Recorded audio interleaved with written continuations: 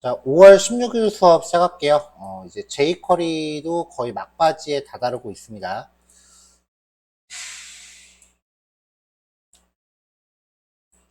자, 요런 예제를 한번 생각을 해봅시다. 버튼을 누를 때마다 이제 더보기 내용이 이렇게 추가가 되는데, 그럼 이제 버튼을 누를 때마다 jQuery로 이러한 HTML 구조를 만들어내는 거예요. 우리가 이제 jQuery로 HTML 생성하는 과정을 했었죠. 자, 지금 이 div 태그 안에 내용이 아무것도 없는데 버튼을 누를 때마다 이 안에 a 태그가 있고 그 안에 이제 h4로 제목, p 태그로 내용, 이렇게 좀 다소 복잡한 구조가 생성이 된다라고 했을 때 jQuery로 이거를 코딩한다고 생각을 해보세요. 그러면 a 만들고 그 안에 h4 넣고 또 p 태그 넣고 여기에 뭐 수정 버튼, 삭제 버튼 같은 거 들어가면은 그때부터 코드가 되게 복잡해져요. 이렇게 이제 HTML 태그를 자바스크립트로 생성하는 게 되게 빈번하게 요구되는 기능인데, 이런 것들을 좀 수월하게 해줄 수 있는 기능 중에 핸들바 JS라고 하는 게 있어요.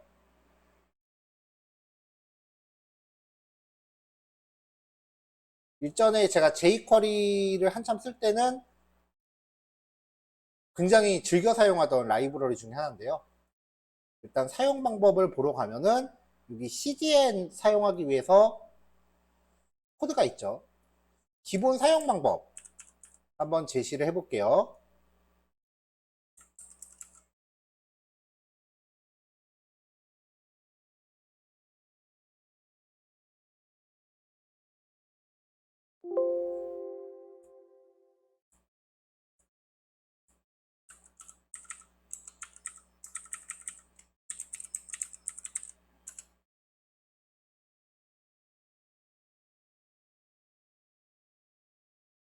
자, 일단은 CDN에서 제시하는 그 최신 스크립트 파일을 참조하고요. jQuery 파일도 최신 버전으로 바꿔놓을게요.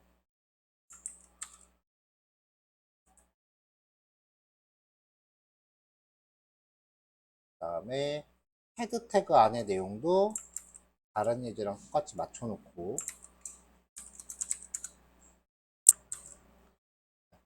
지금부터 하려는 거는 자바스크립트로 HTML을 생성하는 거예요. 그러면은 생성될 HTML 구조가 가져갈 CSS는 미리 만들어 놔야 돼요. 그래서 여기에 관련된 CSS를 미리 코딩을 좀 해놨어요. CSS는 생략합시다.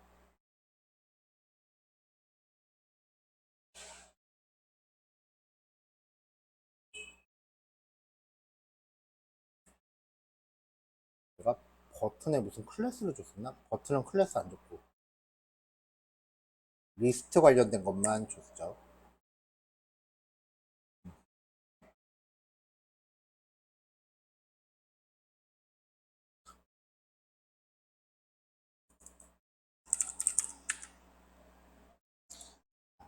이 핸들바를 사용하는 규칙은요, 스크립트 태그를 하나 집어넣는데 이 스크립트 태그의 타입 속성이 핸들바에서 자체적으로 규정한 값이에요.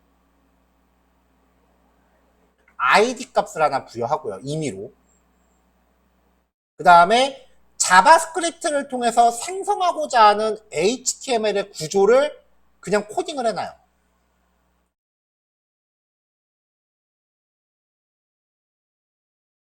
요 안에 이 중괄호 사용되는 게 이제 어떤 식으로 쓰이는지 보시면 돼요. jQuery 가져왔고 핸들바 JS 가져왔고요.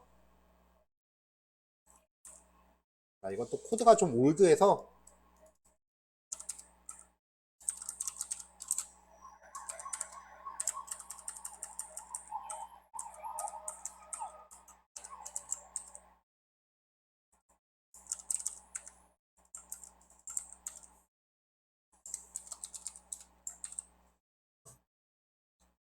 자, 화면상에 지금 아이디가 더보기 버튼이 있어요.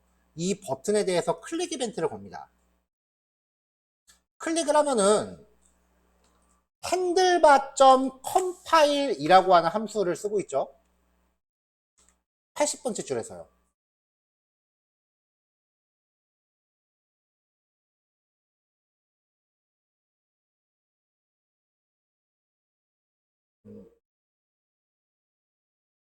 네, 박수정님 확인했어요? 조금 있다가 일단 설명 끝나고 실습 시간에 추석 확인할게요. 클릭 버튼을 누르면은 id 값이 리스트 아이템 tmpL인 요소를 가져와요. 이게 이 스크립트 태그예요. 거기에 html 함수를 호출하면은 결국은 뭐겠어요? html 함수는 시작 태그와 끝 태그 사이의 내용이죠. 얘를 가져오는 거예요. 얘를 가져와서 handlebar.compile이라는 함수한테 던져요. 그러니까 이 HTML 태그 구조를 컴파일 하겠다는 거지. 실제로 컴파일은 아니에요. 그냥 읽어서 분석한다고 보시면 돼요. 자, 이렇게 해서 객체를 반환받습니다. 얘가 함수예요. 자바스크립트는 파라미터로 함수를 줄 수 있는데 함수라고 리턴 못 하겠어요? 리턴을 할 수 있어요. 클로저라고 하는 형태인데 일반적으로 많이 쓰는 케이스는 아니라서 제가 문법 설명에서 잘 얘기 안 해요. 얘한테 이 제이슨을 통째로 줘요. 그러면 원리는 간단해요. 이 태그 구조를 가져와서 객체화 시킨 거죠. 거기에다가 요 제이슨을 결합시키는 거예요. 그러면 제이슨의 키를 기준으로 출력이 되는 거죠.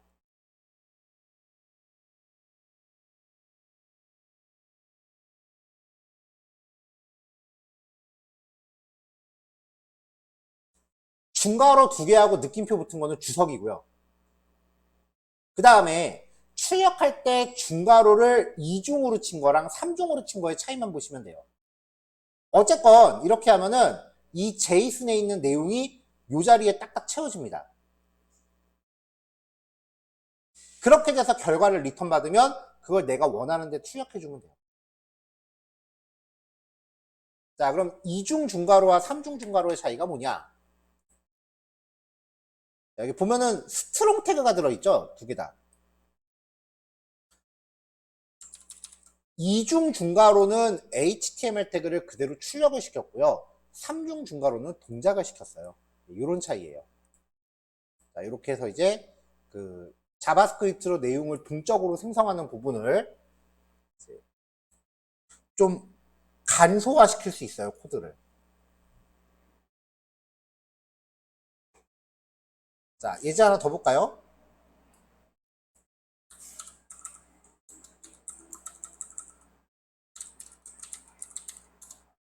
자, 얘도 코드 정리정돈 좀 할게요.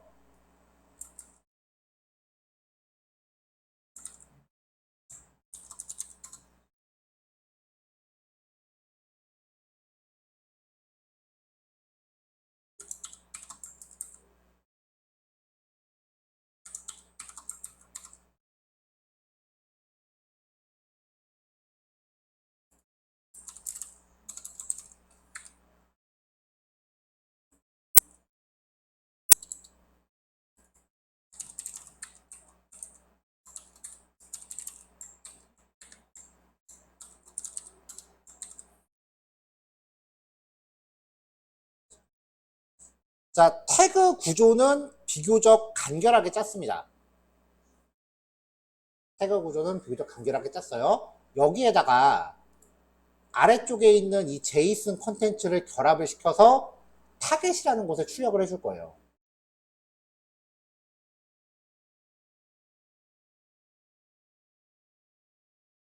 자, 제이슨 구조가 지금 보면은 이 컨텐츠라고 하는 요만큼의 내용을 이제 여기에다 갖다 넣을 건데, 보면은 여기 제이슨이 계층화돼 있죠.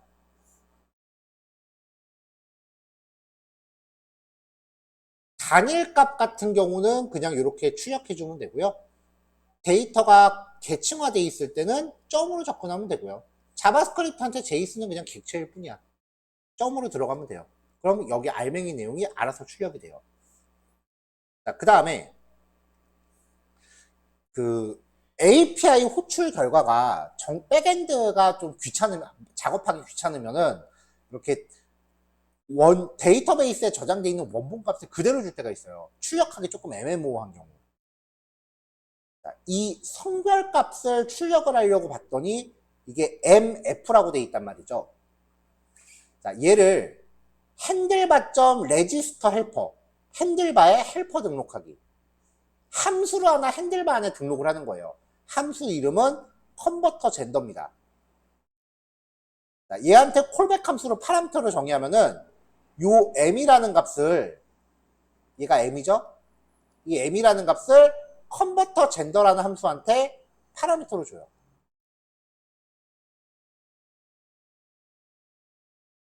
그럼 여기서는 G가 M이면 남자를 리턴하고 그렇지 않은 여자를 리턴해라 라고 했을 때 이 리턴 값을 이 자리에 출력해 주는 거죠. 자, 얘도 가볍게 짜볼까요?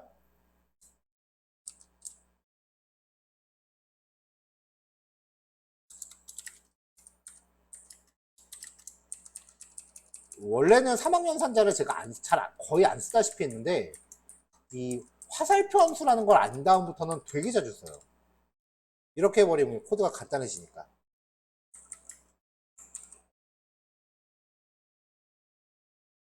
자, 그럼 이제 아까는 클릭 이벤트를 걸었는데 이번에는 클릭 이벤트를 안 걸었어요. 자, 컨텐트 TMPL에 HTML을 가져와서 컴파일 시키고요. 이렇게 리턴 받은 함수를 제이슨이랑 결합. 그럼 완성된 결과물을 타겟에다 출력해라. 이 코드 아까 거랑 바뀌었나요? 아까 1번 예제랑 비교했을 때 이 코드가 바뀌었나요? 안 바뀌었어요. 똑같아요. 출력된 대상만 잡아준 거야.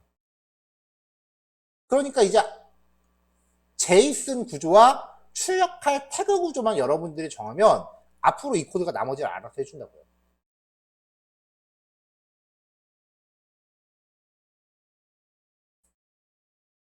이렇게 이제 내용이 나오는 거죠. 성별 남자라고 표시가 됐죠.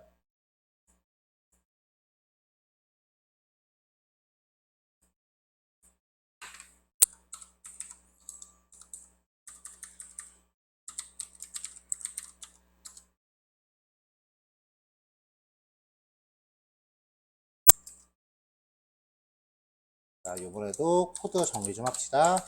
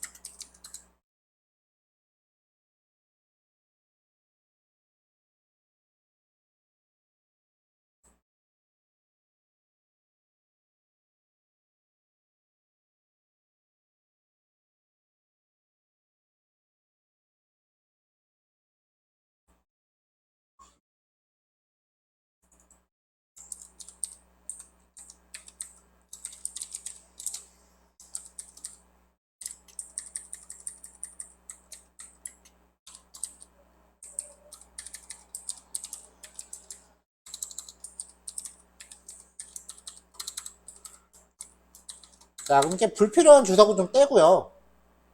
HTML 변수도 만들기 귀찮으면 이렇게 해버리면 좀 더 코드가 짧아지겠죠.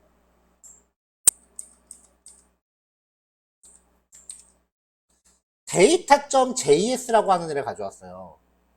요거예요. 컨텐트라는 키 안에 데이터라는 이름의 배열이 있는 거예요, 지금. 그쵸? 그럼 이제 우리가 아는 거는 배열이니까 반복 돌려야죠. 그러니까 지금 요 코드 자체를 반복 돌리면서 이제 어펜드 해줘야 될 거다. 그렇게 생각을 하는데, 컨텐트 안에 데이터가 배열이에요. btn을 클릭했을 때 다시 요 템플릿을 가져와요. 그래서 코드는 아까랑 똑같죠? 코드는 아까랑 동일해요. 클릭했을 때. 자, 그러면은 이 데이터가 있을 때 이 안에 있는 컨텐트라는 객체. 컨텐트가 얘잖아요.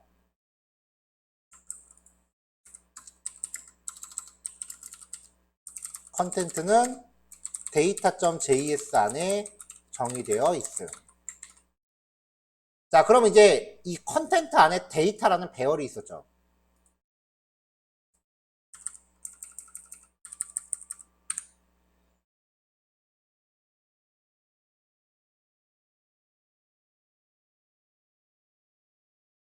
샵. 이게 반복문 문법이 두 개인데 아마 결과가 똑같을 거예요. 일단 두 개 다 해볼게요. 배열 이름, 슬래시 배열 이름. 그러면은 그 배열 안에 eng와 kor이 있잖아요. 자, 이렇게만 해주면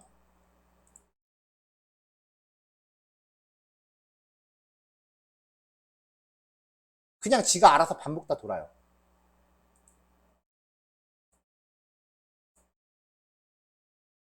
그냥 지가 알아서 반복을 다 돌아요. 이게 반복문이 이렇게 돌리는 방법이랑 each라고 한 다음에 이렇게 하는 방법 두 개가 있었던 것 같은데 이것도 반복문 똑같은 방법이에요. 그러니까 each라고 하는 반복문 명령을 쓰던지 아니면 배열 이름을 바로 걸던지 똑같아요. 자, 이렇게 하면은 제이슨 배열의 개수만큼 알아서 반복을 돌기 때문에 우리가 반복을 따로 돌릴 필요는 없어요.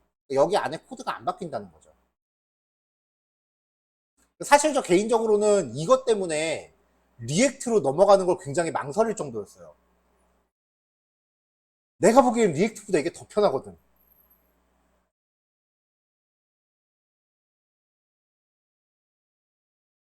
자, 어떻게 보면은 이것도 JSTL 사용하는 거랑 비슷해요.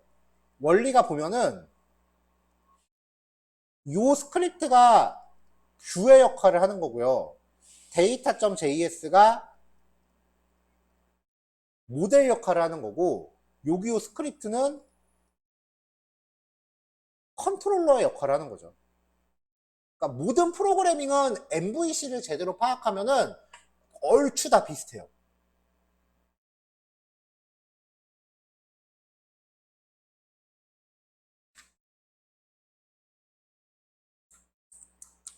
자, 코드 정리 정돈 합시다.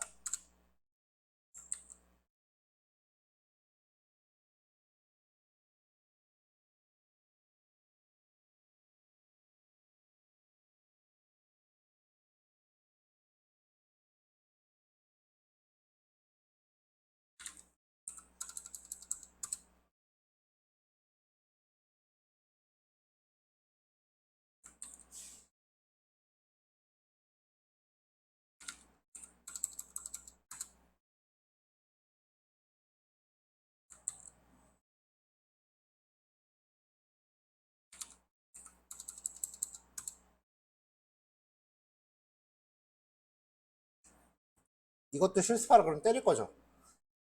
이거는 그냥 배포할게요.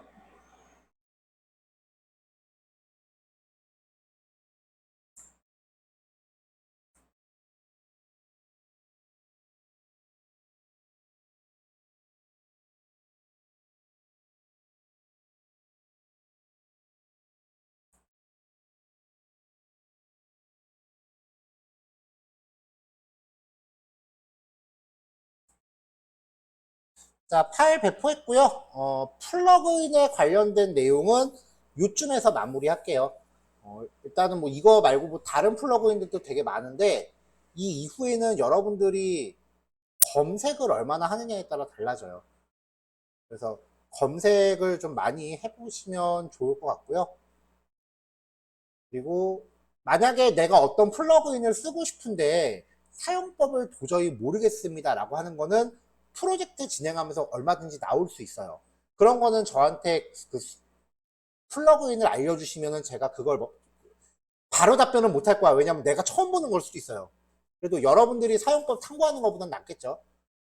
그러면 제가 하루 이틀 정도 시간 투자해서 좀 내용을 확인한 다음에 몇 가지 샘플을 예제화해서 좀 수업 시간에 소개하는 플러그인은 이런 식으로 가야 돼요. 그 수많은 플러그인들을 다 수업화할 수는 없어요. 이거는 그냥 제가 평상시에 좋아라 쓰는 애들만 소개한 것 뿐이에요. 그래서 플러그인 주제는 여기까지 해서 마무리하고요. 다음 교시에 이제 폼 태그 제어하는 쪽으로 넘어갑시다. 여러분들은 DB에 인설트를 해야 되기 때문에 폼 태그 제어하는 게 좀 중요해요. 자, 이따 봅시다. 3시에 시작할게요.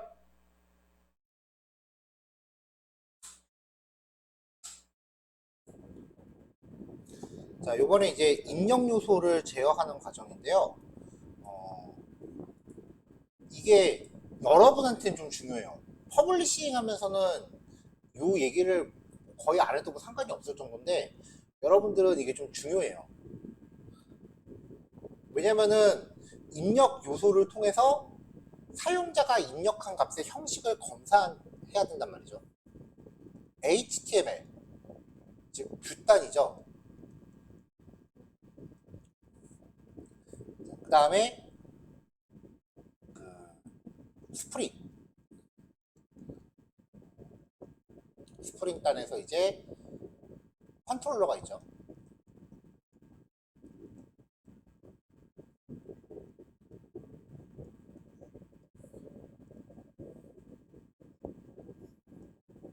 이쪽은 웹브라우저라고 합시다.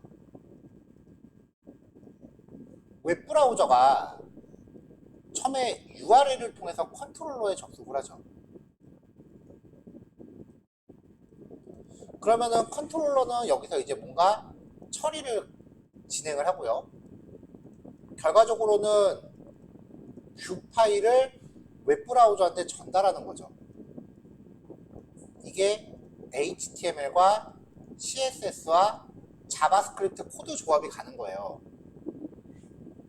여기서 이제 흔히 많이 착각을 하는 게 뷰의 위치는 스프링 안에 들어있는 거잖아요. 그러니까 뷰가 여기서 실행된다고 생각하는 경우가 되게 많아요. 뷰는 브라우저에서 실행하는 거예요. 한번 웹브라우저 화면에 출력된 뷰는 더 이상 스프링하고 연관이 없어요. 브라우저 안에서 실행되는 독립개체예요. 여기서 링크를 클릭하는 거는 웹브라우저로 하여금 URL을 타게끔 하는 거지, 여기서 이렇게 가는 게 아니에요. 그렇게 생각하시면 안 돼요. 뷰는 브라우저 안에서 실행되는 거다. 일단 요거를 꼭 기억을 하세요. 화면단에 폼 태그가 등장을 하고 있어요. 그럼 폼에 이제 인풋 태그들이 있겠죠. 여기에서 뭔가 내용을 입력해서 서브 및 이벤트가 발생을 하면 포스트 방식으로 컨트롤러에 입력값이 전달이 됩니다. 그러면 자바스크립트는 서브밋 하기 전에 서브밋 못하게 막아놓고 입력값을 검사해야 돼요.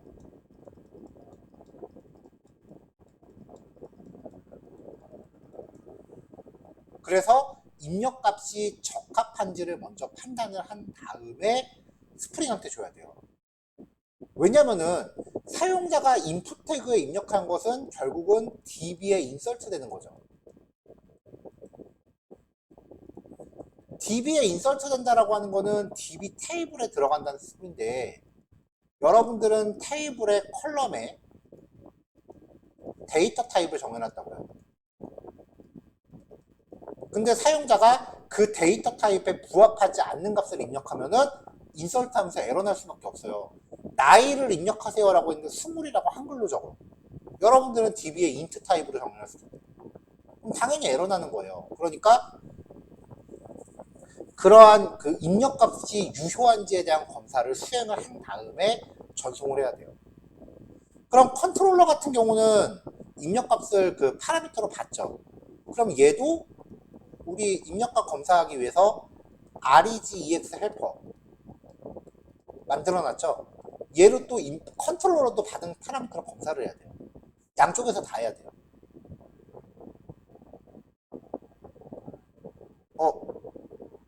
하나만 하면 안 돼요? 안 돼요. 꼼수 부리지 마세요.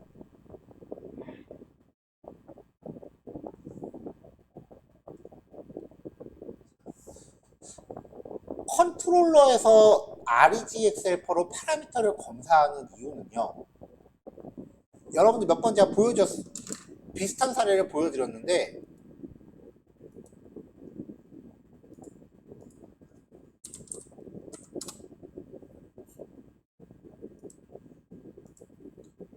자, 네이버 웹툰이에요. 정상적인 경우는 링크를 클릭해서 여기 날짜를 관여하는 파라미터를 바꾸잖아요. 근데 URL을 직접 조작해서 to라고 입력하면 검사를 해야 돼요. 불법적인 사용 방법으로 이렇게 접근하는 경우가 있기 때문에 컨트롤러는 자기가 받는 값이 제대로 됐는지 검사를 해야 돼요. 링크를 클릭하지 않고 사용자가 이미 조작하는 경우가 분명히 있다고요. 그렇기 때문에 컨트롤러가 그 REGX 헬퍼로 검사를 하는 거는요, 보안 때문에 하는 거예요.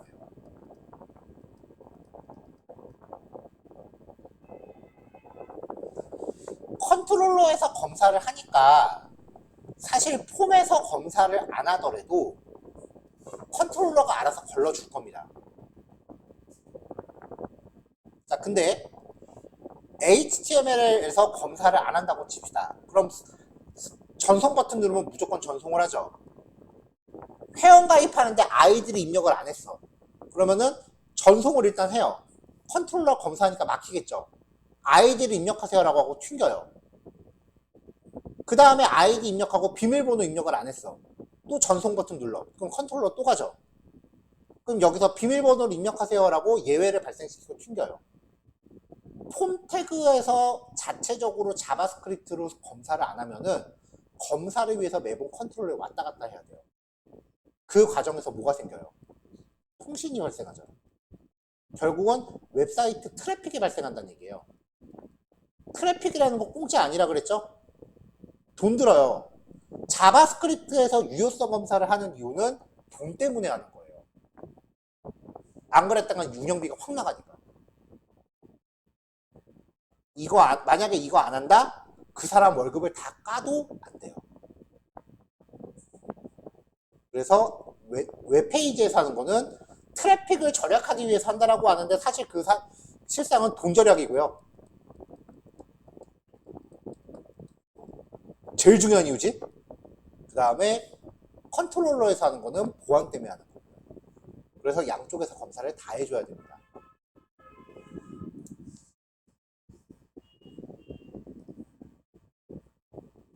아, 오늘 웹툰 안 봤다. 이따 봐야지.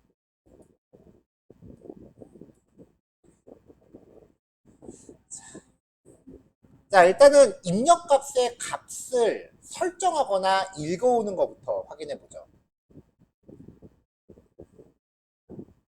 jQuery 객체를 생성을 합니다. 이 선택자는 인풋 요소에 대한 선택자가 되겠죠. 바라는 함수, value잖아요. value 속성. 이 value 속성에서 바라는 함수를 써서 파라미터를 주면은 해당 인풋 태그의 내용을 강제로 세팅해요. 바라는 함수의 파라미터 없이 리턴을 받으면 현재 입력값을 리턴해요. 자, 드롭다운 같은 경우는요, 만약에 지금 요 첫 번째 거는 사실상 선택을 안 한 거잖아요. 그래서 얘는 밸류 속성이 필요 없겠거니 해서 안 넣으면 바 함수로 출했을 때 이걸 리턴해요. 그러니까 입력값이 없는 걸로 치려면 빈 값을 넣어놔야 돼요. 그럼 이제 네임 속성이 푸인 요소의 바 호출하면은 선택된 인풋 태그의 값을 리턴할 거예요. 라디오 버튼은 같은 경우는 여러 개가 그룹을 짓잖아요. 그래서 그 중에 선택된 것만 갖고 와야 되니까 CSS 선택자를 활용해야 돼요. 라디오 버튼 중에 체키드, 선택된 항목에 대해서 봐. 이거는 실제 CSS에 있는 선택자예요. 그러면 이제 입력된 항목의 값을 리턴합니다. 체크박스는요, 체키드라고 해서 가져오면은 이게 복수 선택이 되잖아요. 그래서 컬렉션 상태가 돼요. 이 컬렉션은 여러분들이 자바에서 배운 그 컬렉션이에요. 어레이 리스트랑 그런 애들. 거의 어레이 리스트랑 비슷한 애라고 보시면 돼요. 반복문 처리해야 돼요. 랭스는 취할 수 있으니까 일반적인 포문으로 취해도 되는데 이거를 만약에 우리가 배열의 탐색 기능 봤었잖아요. 배열의 탐색 기능을 쓰려면은 array.from이라는 함수로 이 컬렉션을 지정하면 배열로 바꿔요. 그럼 이제 우리가 봤었던 배열 탐색 함수 맵이라든지 포 위치, 썸 이런 리듀스 이런 함수들을 다 쓸 수 있게 됩니다. 그러면 이제 for each 호출하면서 v가 그 선택된 HTML 태그예요. 그걸 다시 jQuery 객체로 반환해서 사용하면 돼요. 자, 포커스 강제 지정, 입력 커서를 강제로 집어넣는 거예요. 포커스 함수 호출하면 됩니다. 근데 이 포커스가 함수이자 이벤트예요. 포커스 이벤트 요즘 이렇게 안 쓰죠, 참. 내용을 좀 수정할게요.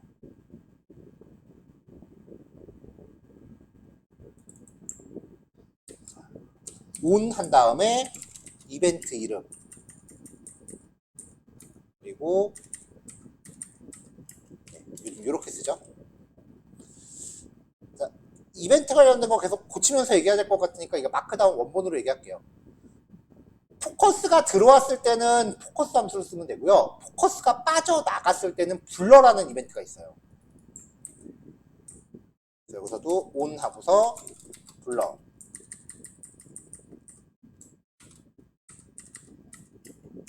자, 이렇게 이벤트 처리하면 되고요. 상태가 변경된 경우에 대한 이벤트. 체크박스 라디오 드롭다운의 선택 상태가 바뀌거나 인풋 태그의 입력값이 바뀌었을 때 그때는 체인지 이벤트입니다.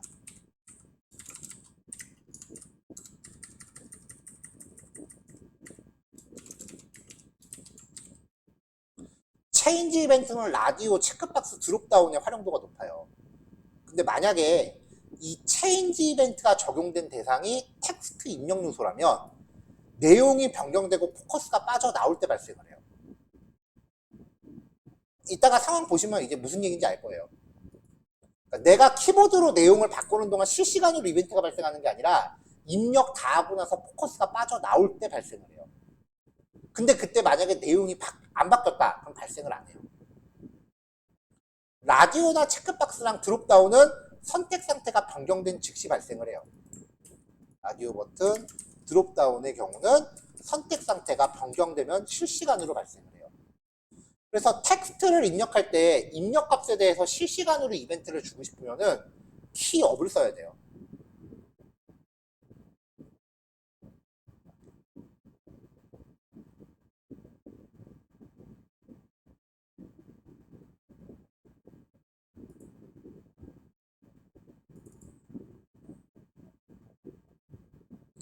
자, 그 다음에 이제 프로퍼티라고 하는 게 있습니다.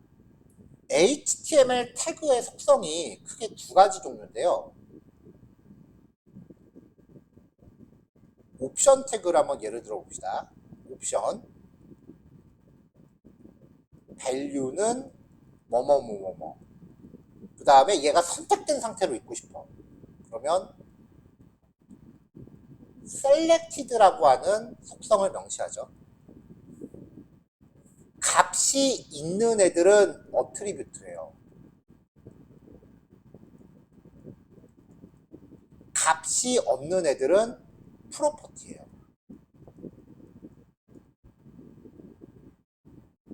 그래서 값이 없는 애들에 대해서 제어를 할 때는 얘는 내용이 없으니까 적용이 되어 있다 안 됐다만 판단하면 되잖아요. 그래서 프로프라는 함수를 쓰면서 프로퍼티 이름을 주면은 적용 여부를 불린 값으로 리턴해요. true, false로.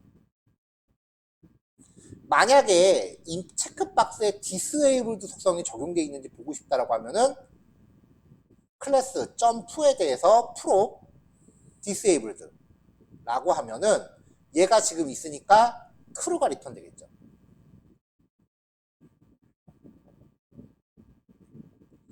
설정 해제 같은 경우는 이제 prop 함수에다가 true나 false를 주시면 됩니다.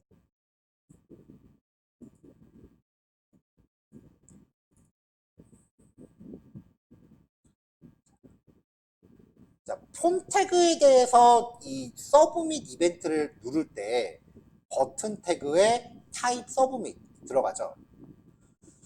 폼 태그를 잘못 쓰는 경우가 얘한테 클릭 이벤트 주는 경우예요. 얘한테 클릭 주시면 안 돼요. 이 버튼의 기능은 폼 태그 영역 안에 있는 모든 인풋의 입력 값을 액션 페이지, 즉 백엔드로 전송하는 기능이죠. 그러니까 얘를 누르면은 얘가 동작하는 게 아니라 폼 태그가 동작하는 거예요.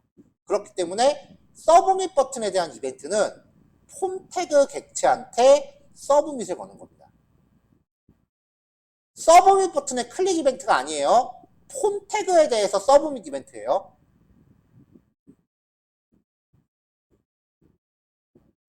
아이디가 마이폼인 요소에 대해서 서브밋 이벤트가 발생했을 때 링크에다가 2점 프리벤트 디폴트 걸면 안 넘어간다 그랬죠. 마찬가지로 폼 태그에다가 2점 프리벤트 디폴트 걸면요 액션 페이지로 전송을 안 해요. 이거를 막아야 되는 이유가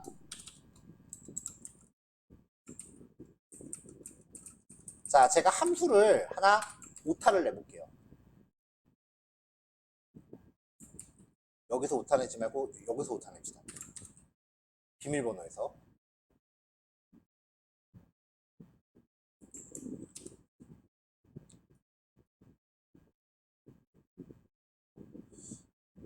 아 이거는 크롬 익스텐션을 쓰는 거구나.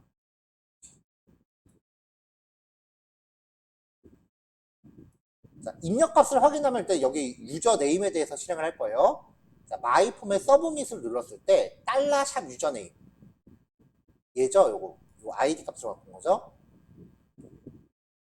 인풋 태그 객체를 갖고 온 상태에서 바 함수 호출하면 입력값이 있다 그랬죠. 입력값을 가져온다 그랬죠. 느낌표 붙으면. 입력값이 없다면 알럿 함수로 메시지 뿌리고 포커스 함수, 포커스를 줍니다. 그리고 더 이상 진행할 필요가 없으니까 리턴 해버리면 처리 중단하겠죠. 페일스를 리턴할 것까지는 없고 뭐 페일스 리턴해도 사실 상관은 없고요. 자 그럼 이름을 입력하세요 라고 메시지 나오고 포커스 강제로 주고 처리가 중단될 거예요. 페일스를 리턴 안 하니까 넘어가 버리네. 자 이렇게 들어갈 거예요. 입력을 해요. 그 다음에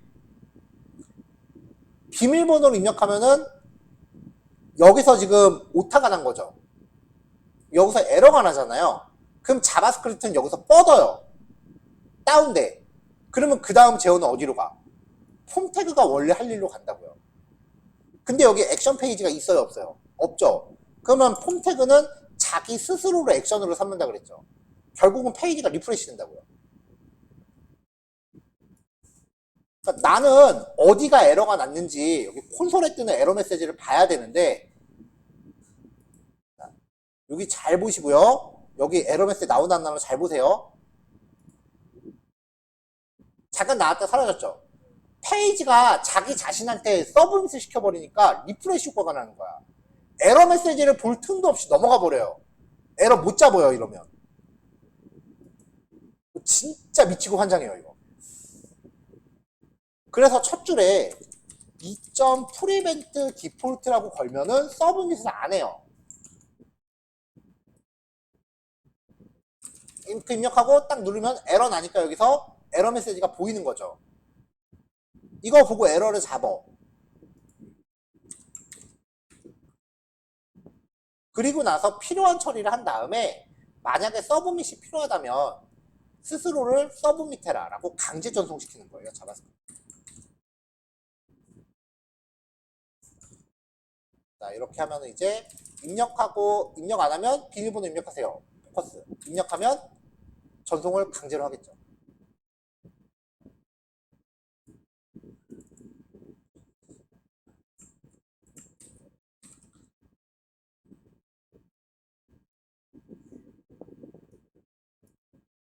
자 근데 이것도 지금 예전에는 이렇게 코딩이 커버가 됐는데 지금 보니까 이것도 문제가 있네요.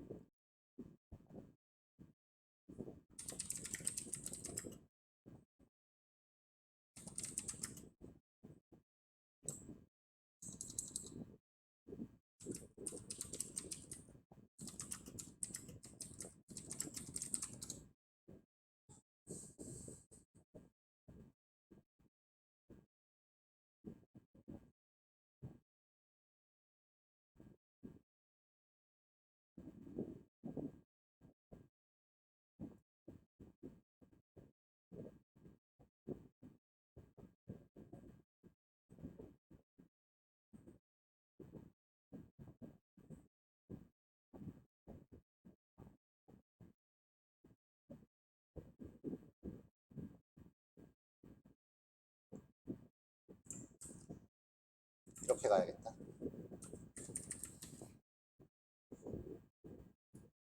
자, 요거 한번 확인 좀 해볼게요. 최신 버전에서 지금 문제가 생기는 코드라서 확인을 좀 하고 가야 될 것 같습니다. 됐네요. 자, 이게 뭐냐면은 백엔드 페이지한테 데이터를 전송해야 될 경우 스스로한테 서브 및 이벤트를 오프시키고 서브 및 시킨 거예요. 왜냐면은 오프를 안 시키니까 아까 코드가 이렇게 돌더라고요. 자, 버튼을 눌러서 얘가 동작을 했죠. 이걸 쭉 타고 들어왔어. 여기서 강제 전송을 시켰더니 또 얘를 태우더라고요. 재기 호출이 돼버리더라고요. 계속 돌더라고요. 그래서 아까 브라우저가 무한루프에 잠깐 빠졌었어요. 그래서 그거를 해제하려면은 이벤트를 오프시켜서 서브 및 이벤트를 끄고 강제 전송해야 돼요. 할 경우 오프 함수로 서브 및 이벤트를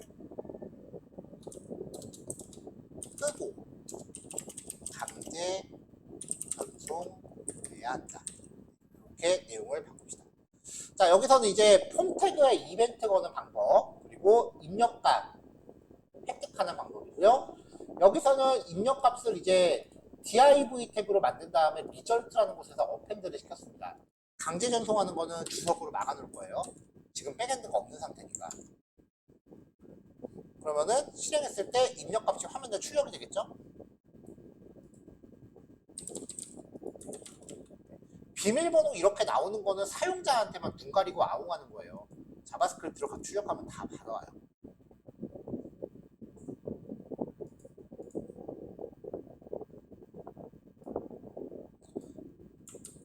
자, 다음 내용은 드롭다운이에요. 자, 마이폼이 있고 서브젝트라는 이름의 셀렉트 태그가 있고요. 옵션 태그로 이렇게 쭉 지정을 해놨습니다.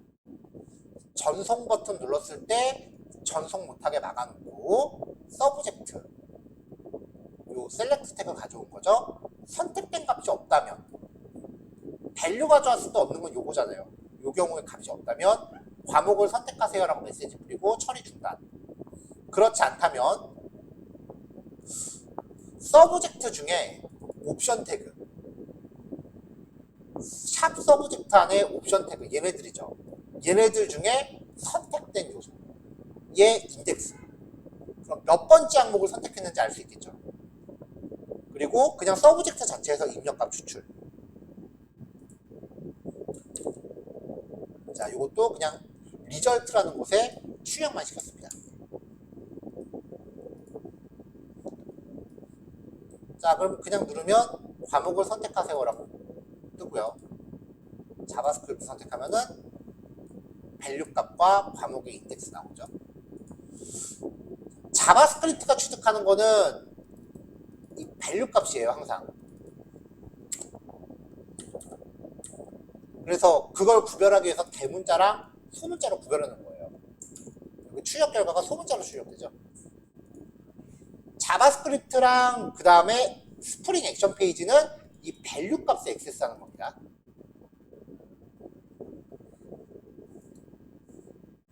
자, 그 다음 라디오 버튼. 여기서도 서브밋 버튼이 클릭됐을 때, 마이폼에 서브밋 발생했을 때 전송 못하게 막고요. 자, 여기서는 선택자를 네임 속성으로 가져왔어요. 인풋 태그 중에 네임 속성이 서브젝트인 거. 중에 체키드, 선택된 항목. 우리 CSS 선택자에서 체키드라는 거 봤었어요. 그러면은 요것 중에 선택된 항목 하나를 가져오겠죠. 라디오는 여러 개 중에 하나밖에 선택 못했잖아요. 그 녀석에 대한 밸류 값을 취득합니다. 만약에 값이 없으면 선택된 항목이 없습니다. 그렇지 않으면 선택된 항목은 무엇입니다 라고 출력을 한 거죠. 그러면은 선택된 항목이 없습니다. 자바스크립트 선택하면은 선택된 항목은 자바스크립트입니다. 체크박스 같은 경우는 조금 얘기가 다르다 그랬죠. 체크박스는 여러 개를 다중 선택할 수 있잖아요. 자, 서브밋 버튼 누르면은 점 합의 클래스가 합의인 요소 중에 체키드 선택된 항목을 가져와요. 얘가 컬렉션이라 그랬죠. 길이는 측정할 수 있어요. 그래서 길이가 0이면은 선택된 항목이 없습니다라고 처리하는데, 길이가 있다면 배열로 변환해서 포인트 함수를 취합니다. 이렇게 해서 V의 발을 취해요. 이 밸류를 출력을 시켰어요. 이거는 단순히 선택된 항목을 탐색한 거예요.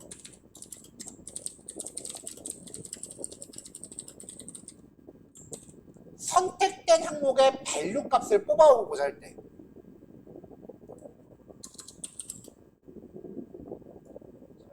봅시다.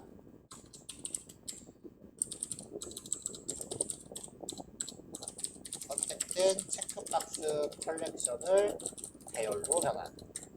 콘스트 체키드.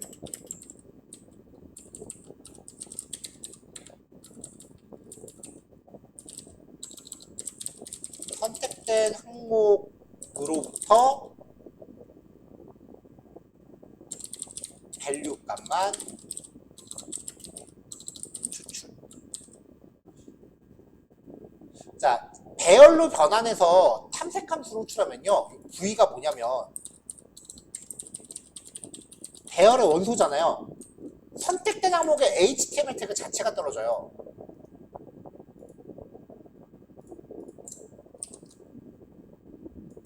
자, 인풋 태그 자체가 떨어져요. 이렇게. 자, 그러니까 이 체키드에 대해서 탐색을 할 건데, 내가 원하는 거는 축구하고 농구가 체크됐으면 사커와 바스켓볼을 담고 있는 배열을 뽑을 거예요. 자, 원본 배열을 가공해서 또 다른 배열을 만들어낼 때 쓰는 탐색 함수는 맵이었습니다.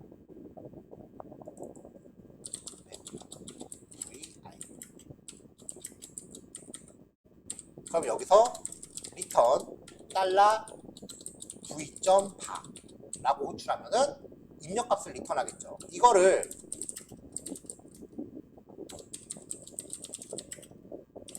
체키드 밸류스라고 해서 받아오면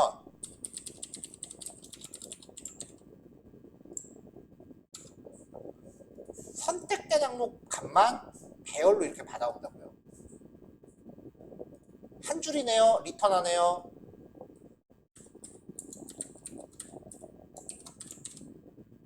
확 줄죠. 가물가물하죠. 얼른 앞에 거 다시 보세요. 자바스크립트 배열은 진짜 난이도 극상이에요. 자, 위에 이것도 콘솔 찍고 주석 달고 그러느라고 커진 거지, 실제 코딩이었으면 이렇게 하고 끝났어요. 주석 필요 없잖아. 콘솔에 찍을 필요도 없잖아. 설명할 게 아니면. 이거 여기다 그냥 넣으면 되죠. 변수에 안 넣고 여기 그냥 넣어도 되잖아요. 그럼 실제 코딩이었으면 이렇게 하고 끝났어요. 실제 실무 코딩이었으면.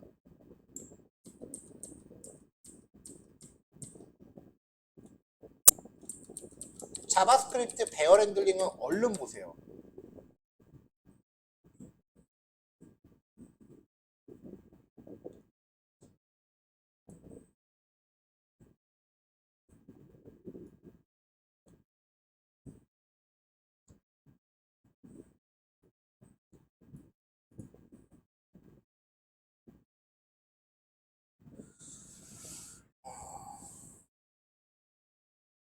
자, 일단 요거 4개만 봅시다.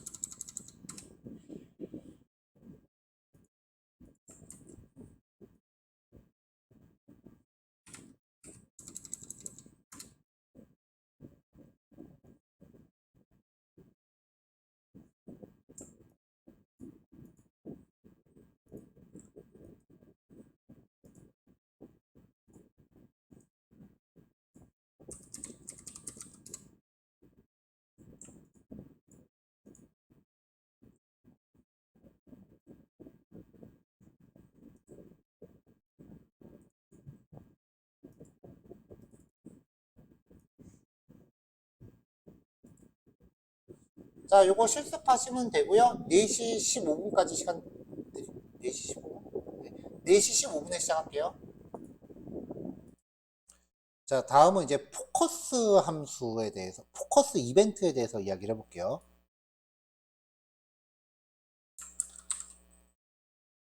인풋 태그에 주민1과 주민2가 있어요.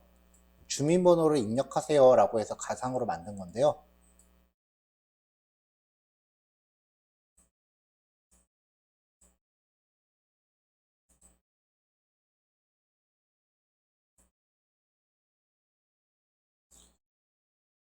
두 개의 요소, CSS 선택자에서 컴마는 AND의 의미가 있었죠.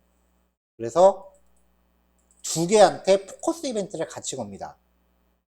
근데 포커스가 들어가는 거는 한 번에 하나밖에 안 되니까 2점 커런트 타겟으로 이벤트가 발생한 대상을 짚어내요. 걔한테 배경 색깔을 바꿔요. 그러면 포커스가 들어간 항목 이렇게 배경 색깔이 바뀌는 거죠. 블러 이벤트는 포커스가 빠져나올 때예요. 여기 바깥에 클릭하면은 커서가 빠져나오잖아요. 그게 블러예요.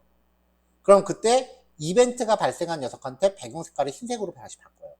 그러면 빠져나오겠죠. 그럼 입력하다가 커서가 딱 바뀌면은 이런 게 자동이 아니라는 거예요. 다 구현해줘야 돼요. 자, 그 다음에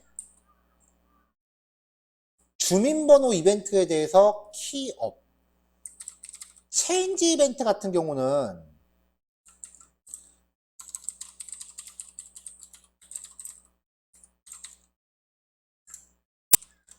개발자 도구 열면요. 내용을 입력한 다음에 커서가 빠져나오면 발생을 해요. 이렇게. 다시 또 내용 키보드를 입력하는 동안은 발생 안 해요. 커서가 빠져나오면은 이제 발생을 하는 거예요. 근데 입력을 했는데 내용이 원래대로다. 그럼 커서가 빠져나와도 발생을 안 해요.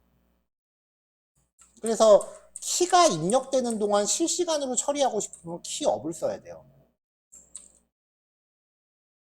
자, 주민원에서 키업 2점 커런트 타겟 스스로의 입력값을 취합니다. 입력값의 길이가 6자를 넘어가면 자, 아까 밸류 취했죠? 스스로의 입력값에서 서브 스트링 0번째부터 6번째까지 남기고 잘라버려요. 그 인풋 값을 다시 스스로한테 적용하고 포커스를 주민2로 넘겨요.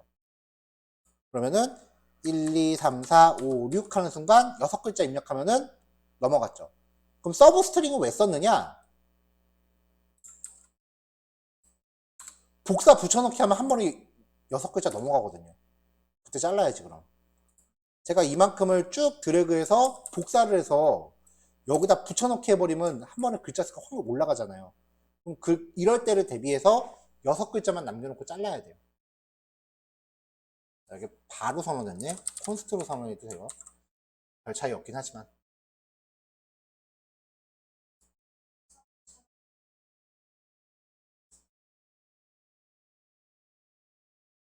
아니 콘솔에 찍히는 거를 내가 지워버렸어 지금.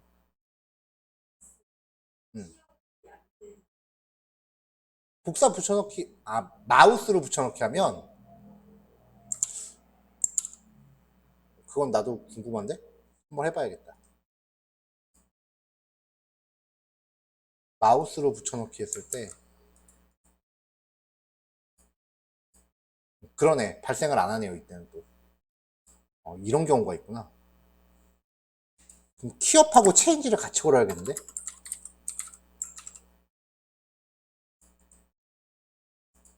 이렇게 하면은 요거는 고려를 못했던 거네. 좋은 지적.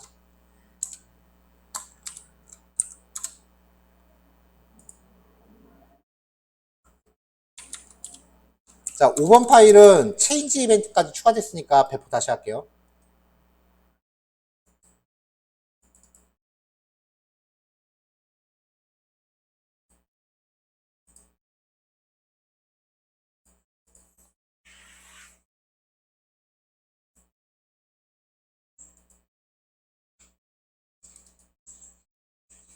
자, 그 다음 이제 체인지 이벤트입니다. 드롭다운에 대한 체인지 이벤트예요. 자, 드롭다운은 선택이 바뀌면 실시간으로 바로 동작을 해요. 자, 드롭다운의 밸류 속성에 URL을 넣어놨어요. 자, 샵 사이트의 선택이 바뀌면 스스로의 선택값을 가져와요. URL이 비어있지 않다면 윈도우.오픈 팝업 창을 열어요. 팝업 창이라기보다는 새 탭을 여는 거죠. 그러면 이제 드롭다운의 선택에 따라서 팝업 창이 바뀝니다.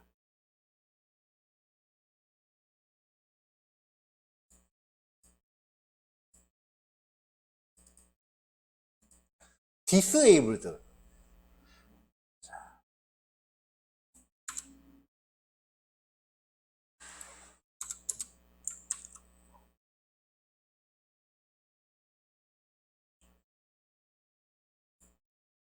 레이블 태그에 넣어 체크박스 같은 경우는 레이블 태그에 넣어놓기도 해요.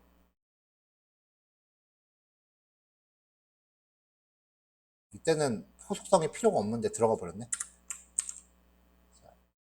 디스에이블드 속성이 있으면 입력을 못하게 잠겨요. CSS가 없으면 디스에이블드 속성 자체를 안 넣으면은 입력할 수 있게 되는데 디스에이블드 속성이 있으면은 이렇게 잠겨요. 크롬 브라우저가 좀 좋아졌네요. 예전엔 디스에이블드 걸어도 색깔이 안 변했는데 지금은 CSS 안 줘도 색깔이 변하네. 요 예전에 CSS 없는 게 더 낫겠다. 근데 만약에 디스에이블드에서만 따로 뭔가 효과를 주고 싶으면 인풋 태그에 디스에이블드 속성이 있는 애만 배경 색깔 바꿔라. 이렇게 적용해 줄 수 있겠죠. 뭐 보더는 1픽셀 직선에 이렇게 처리하면 테두리도 좀 얇아질 거고. 인풋 어네이블의 체크 상태가 바뀌면 샵 인풋에 디스에이블드 값을 가져옵니다. 이 인풋 태그의 현재 디스에이블드 값을 가져옵니다. 그러면은 now 현재 적용값 이거를 샵 인풋의 디스에이블드한테 느낌표 붙여요. 리턴 값이 트루 페일스니까 느낌표 붙이면 같이 뒤집히겠죠. 그러면은 이제 이 녀석의 디스에이블드 속성이 반전되겠죠. 자, 샵 인풋에 디스에이블드가 fails라면 디스에이블드가 없으면은 활성 상태라 그랬어요. 그러면 포커스를 넣어줘요. 이렇게 되는 거죠. 체크하면 입력을 하고 체크 빼면 잠기고. 디스에이블드 속성이 들어가면 백엔드한테 입력값이 전송이 안 돼요. 자, 이런 거 많이 보죠? 자, 그 다음 체크홀. 이거요.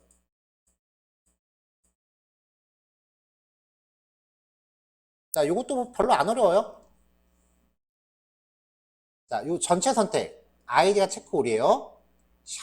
올 체크에. 올 체크의 상태가 바뀌면 점 합의. 전체한테 체키드 속성을 지금 요걸 선택한 거잖아요. 이거 스스로의 체키드 속성이랑 똑같이 맞춰줘요. 얘가 체크되면 다른 애도 다 체크되는 거고 얘가 체크 해제되면 다른 애도 체크 해제되는 거죠. 그래서 프로프 속성으로 체키드 속성을 다 똑같이 맞춰줍니다.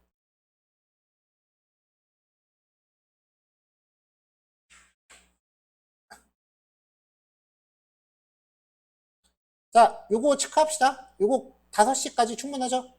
뒷부분 예제는 그렇게 길지 않아요. 그 다음에 마지막 9번 예제가 끝장나게 길어요. 이따가 마지막 교시에 요거 하고 마무리합시다. 자, 5시에 시작할게요. 자, 오늘 마지막 예제인데요. 설명할 거는 그렇게 길질 않습니다. 근데 실습량이 장난이 아닐 거예요. 그래서 빨리 설명 끝내고 마무리할게요. 자, 이 예제는 총 3가지 모드가 있어요.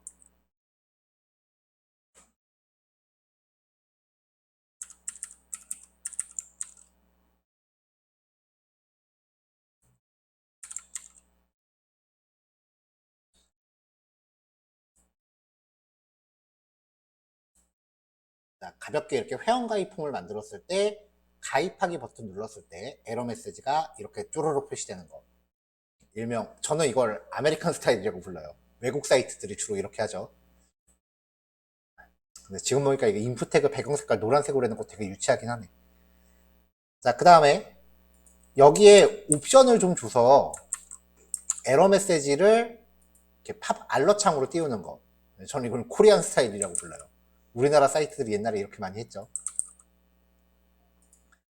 그 여기에서 알러 창 대신에 스위트 알러 우리 했던 거를 적용하면은 이렇게 바꿀 수가 있겠죠. 총 3가지 모드가 있습니다. 자, 그래서 제가 여기 넘버링을 해놨어요. 요 단계별로 확인을 하시면 되고요.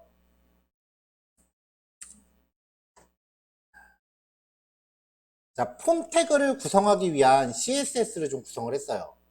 CSS는 하나씩 여러분들이 코딩하면서 내용 확인하시면 될 것 같고요. 예제에서 스윗 알럿을 쓰고 있기 때문에 스윗 알럿 CSS 우리 사용했던 거 미리 가져왔고요. 그리고 입력 폼에 대한 HTML 쭉 준비했습니다. 자, 콜 MD2하고 콜 MD10은 지금 레이블하고 div 태그를 상위 div 안에서 플루팅 처리한 거예요. 플루팅 처리하면서 이제 각각 영역의 비율을 나타낸 거예요. 그래서 ID 입력하는 거, 얘는 이제 필수라는 뜻이겠죠. 그래서 ID, 비밀번호 확인, 이름, 이메일 등등등 쭉 들어가면 되겠죠. 성별, 그 다음에 수강 과목, 체크박스, 그리고 프로필 사진, 인풋 타입 파일. 이렇게 해서 우리가 여태까지 경험했었던 모든 종류의 인풋 태그를 한 번씩 다 배치했습니다. 다 들어있죠? 날짜도 있고요. 자, 일단 jQuery를 가져왔어요. jQuery 플러그인을 쓸 때 지금 하는 거는 플러그인을 하나 쓰는 거예요. 안 그러면 우리가 정규 표현식도 다 써야 되니까. jQuery 플러그인을 쓸 때 주의하실 게 플러그인들은 jQuery에 빌붙어 있는 애예요. 그러니까 jQuery가 먼저 참조가 된 다음에 여기에다 기능을 이렇게 다 갖다 붙이는 거예요. 가끔 막 코드 복사 붙여놓기 막 하다가 이렇게 jQuery 넣고 플러그인들 다 갖다 놓고 그 밑에 jQuery 코드 또 넣는 경우가 있어요. 그러면 기껏 여기다가 이 플러그인들 기능을 다 추가해 놓은 다음에 똑같은 코드가 또 나온 거야. 그럼 기존 거를 얘로 덮어버리니까 얘네가 쓸모가 없어져요. 스크립트 참조 순서 기억하시고요. jQuery validate라고 하는 플러그인이에요. 그러니까 jQuery 쪽에서는 전설적인 플러그인이에요. 근데 이 플러그인 자체가 아무래도 외국 애들 거다 보니까 그 내장하고 있는 정규 표현식이 우리나라에서 쓰는 전화번호 형식이라던가 한글에 대한 거는 없어요. 그래서 additional method라고 하는 확장 기능을 제공하는데 얘까지 쓰면 이 validate라고 하는 플러그인이 갖고 있는 게 $validate라고 하는 객체거든요. 거기한테 우리가 검사 규칙을 추가할 수 있어요. 그래서 형식은 똑같아요. return this optional element라고 주시고요. or 정규 표현식. 이렇게 하시면 내가 원하는 정규 표현식들을 추가할 수가 있습니다. 그래서 한글 검사랑 그 다음에 핸드폰 번호 형식 검사 유형을 추가를 해놨고요. 그 밑에는 스위트 알럿 있습니다.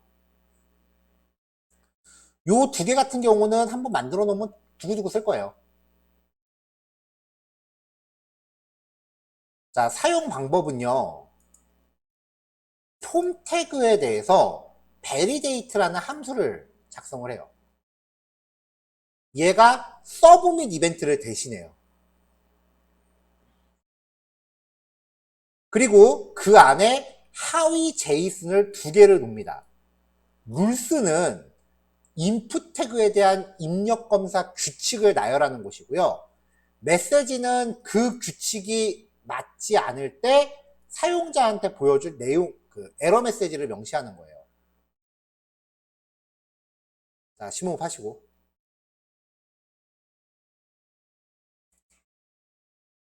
아이디 검사입니다. 인풋 태그에 부여한 네임 속성을 기반으로 가져가요. 이 네임 속성이 룰에 대한 키가 돼요. 자, 규칙들은 제가 위에 적어놨어요. 네임 속성이 유저 아이디인 요소에 required true, 필수. 알파 뉴머릭, 알파벳과 숫자만 허용. 이렇게 하면 내장되어 있는 정규 표현식이 동작하는 거예요. 유저 PW, 비밀번호, 필수, 민 랭스, 최소 글자수 4자, 맥스 랭스, 최대 글자수 20자. 유저 PW리, 필수, equal to, id 값을 연결합니다. 그러면 얘는 id가 유저 PW인 요소와 입력값이 똑같아야 됩니다. 유저네임, 필수, 그 다음에 위에 KUR 만들어놨죠. 요 규칙에 부합해야 됩니다. 이메일, required true, 이메일 true. 텔, 필수, 그 다음에 위에 만들어 놓은 이 폰이라는 규칙에 부합해야 됩니다. birthDate, 필수, 날짜 규칙을 준수해야 됩니다. 정규 표현식 안 쓰고 단순히 필수만 적용할 거면 required라고 문자열로 넣으셔도 돼요. 자, subject, required true. 얘는 체크박스거든요. 키보드로 입력할 때는 min length랑 max length는 글자 수인데 체크박스 같은 경우는 최소 선택 가능 개수, 최대 선택 가능 개수. 프로필 img, required 없으니까 필수는 아니죠. 근데 프로필 이미지라고 했는데 파워포인트를 올린다. 안 될 일이에요. 왜 안 되냐? exe 파일 같은 거, 실행 파일 같은 거 올리면은 바이러스일 수 있어요. 그래서 익스텐션, 확장자, jpg, gif, png. 그러면 요거를 그대로 메시지에 복사를 해요. 그러면 여기에 이 값 대신에 경우의 수에 대한 메시지만 넣는 거예요. 됐죠? 자, 여기까지만 해놓고 실행을 하면 이런 식으로 나와요. 이게 추가되는 코드를 보면은 일단 제가 CSS를 걷어볼게요.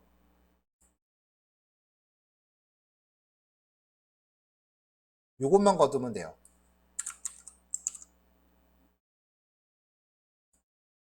자, 인풋 태그에 타입, 텍스트, 클래스는 폼 컨트롤만 있죠. 그리고 div 태그 안에 아무것도 없죠.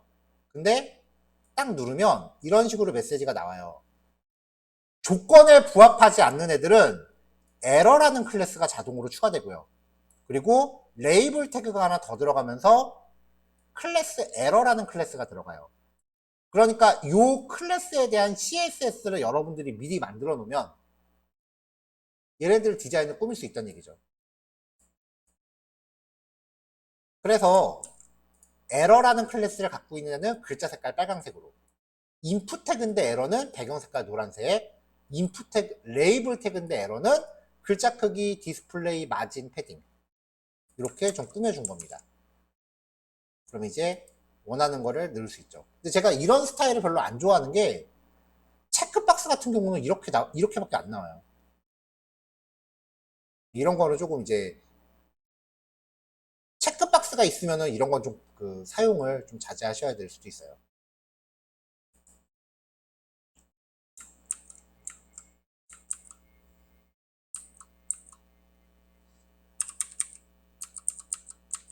자, 그 다음 세 번째. jQuery.validator.setDefault라고 하면은 이 validate 플러그인의 기본 설정을 강제로 바꿀 수 있어요.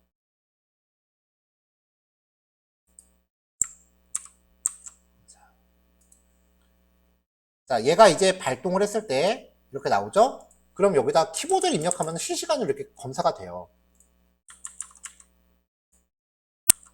비밀번호 확인 잘못되었습니다.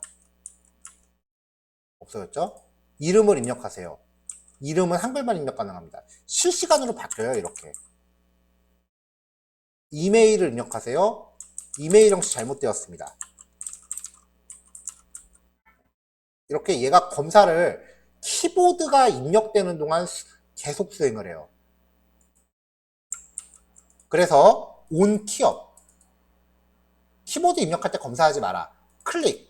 인풋 태그 클릭했을 때 검사하지 마라. 포커스 빠져나올 때도 검사하지 마라. 그러면 이제 서브밋 버튼 눌렀을 때만 검사하는 거예요. show error. 에러가 발생하면 아까 여기 에러가 전체적으로 다 나오고 있죠. 이게 에러 메시지가 다 배열로 떨어져요. 근데 알러 창을 보여줄 거면은 첫 번째 메시지만 보여주면 되거든요. 그래서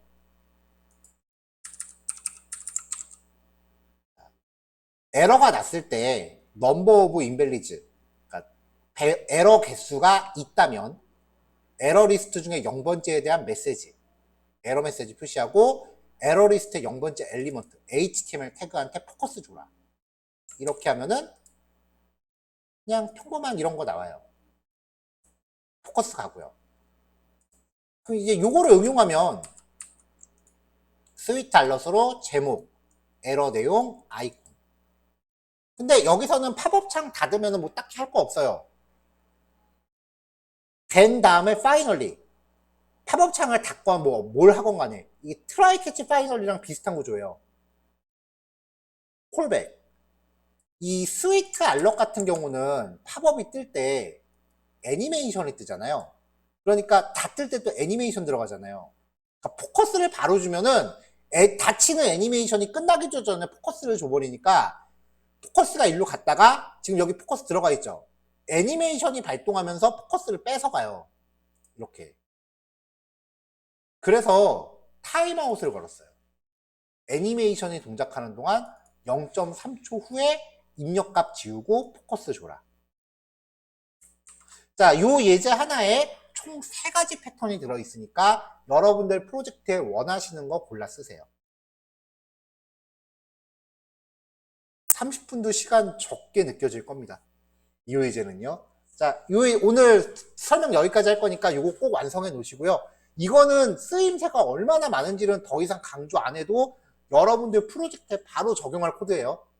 그러니까 꼭 완성해 놓으세요. 그래야 나중에 프로젝트 할 때 복사 붙여넣기 하지. 자, 요거 완성하시고요. 오늘 수업 설명은 여기서 마치는 걸로 할게요. 줌 접속하신 분들은 뭐 미리 접속 해제하셔도 됩니다. 대신에 요거 꼭 완성해 놓으세요.